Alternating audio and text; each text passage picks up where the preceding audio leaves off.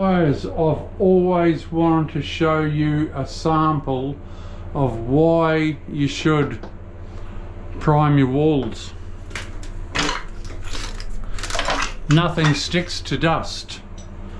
See how that's, and I don't see people on YouTube priming their walls before tiling or before waterproof. So how does that tile stick to dust? Look at that. Huh.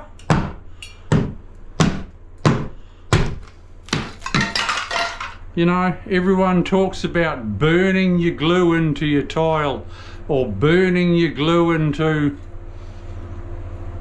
the wall. What a lot of shit. If it's primed first, you don't have any problem. Look at that.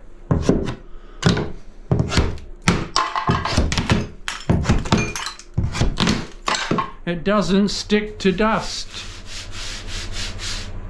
Look at my hand. It's a no-brainer. Why do people still do it? Look at the dust. Look at my white hand. Look there.